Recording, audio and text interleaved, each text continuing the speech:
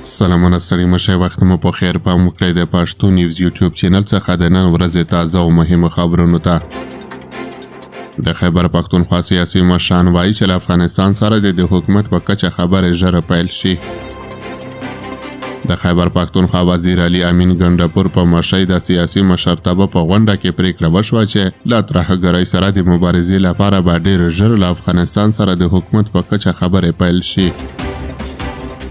په پېښور کې د علي امین ګنډپور په مشرۍ د سیاسي او مذهبي ګوندونو د مشرانو یوه مشورتي غونډه وشوه چې پکې د پاکستان د ملي یووالي شورا، متحد علما بورډ او د خیبر پښتونخوا مشرانو ګډون کړی و. په دې غونډه کې په لوی اکثریت پریکړه وشوه چې په پاکستان کې سوله په افغانستان کې له سولې سره تړلې ده، نو له ترهګرۍ سره د مبارزې لپاره د افغانستان سره د حکومت په کچه ژر تر ژره خبرې پیل شي. په غونډه کې دا پریکړه هم وشوه چې سیاسي او مذهبي ګوندونه به په هیواد کې د ټولنیزې همغږۍ د ودې لپاره په ګډه کار کوي. غونډې ته د خیبر پښتونخوا وزیر علي امین ګنډپور وویل، خیبر پښتونخوا د امن په لړ کې له ګڼو ننګونو سره مخ ده او د حالاتو په خرابولو کې بهرنۍ لاسوهنې شته.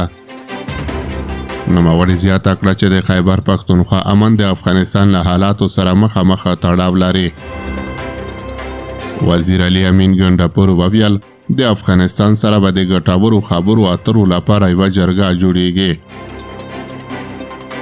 د کورمدن امنیو په تړاو علي امین ګنډپور وویل، په کورمه کې ځینې اشخاص د خپلو ګټو لپاره حالات خرابوي، خو د خیبر پښتونخوا حکومت نه ستړي کېدونکې هڅې کوي چې په دغه ولسوالۍ کې حالات عادي کړي.